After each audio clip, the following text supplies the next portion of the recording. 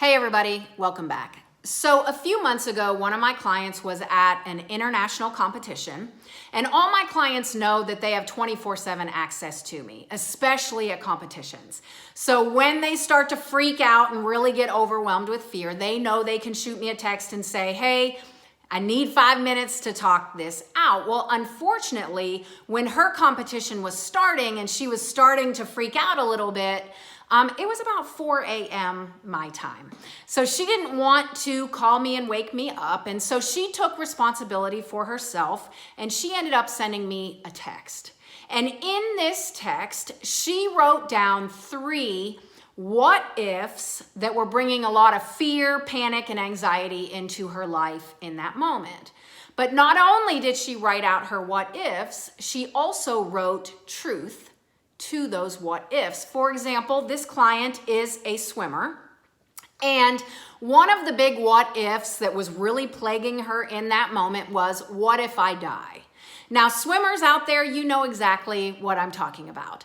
Those of you that aren't swimmers out there, this does not mean actual death, okay? This means when they're racing, the piano falls on their back, it gets very, very painful, and you still have to find a way to finish strong. So, what if I die was one of her big ones, and the truth that she spoke to it was this: I know I'm prepared.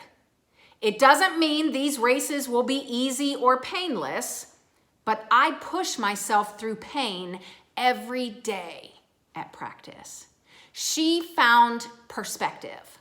She pulled herself back to her truth in that moment, and she was able to go on and have an amazing competition.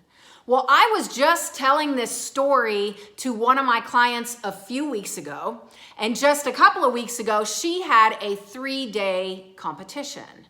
Now, day 1 of the 3-day competition did not go well. And you athletes out there that have, 3-day competitions, you know that when day 1 does not go well, it is very tough to turn things around, because what if it happens again? What if, right? Well, as she looked back at day 1, she realized that she wasn't really facing her fears. She was trying to avoid them and kind of pretend that they weren't there. So going into day 2, she knew she had to do something different, and she remembered my story. So she pulled out her phone when she started freaking out, and she wrote down her what ifs. And then after those what ifs, she wrote truth to all of them. And she went on to have an amazing day 2 and day 3 of this competition, right? Well, she was so excited. She feels like she found something that can really help. But then she asked me, what happens when you have 100 what ifs coming at you, right? You know those moments where it's just absolutely overwhelming. It feels like a tidal wave of what ifs are coming at you. She said, how do you write down 100 what ifs in that moment? And so I told her to think about those moments. You know, when you wake up one morning and you have a million things to do and you just feel absolutely overwhelmed and you don't even know where to start. So you sit down and write out a to-do list. And as you write out the to-do list, you start to realize, oh, this isn't as bad as I thought, right? Like what I thought was going to take 12 hours can be done in like 2 or 3 hours. Suddenly it becomes manageable. I think the same thing happens with our fears. Even though it feels like you have 100 what ifs going on, it's most likely that it's 2, 3, 4, possibly 5 what ifs, and they're just really, really powerful in that moment.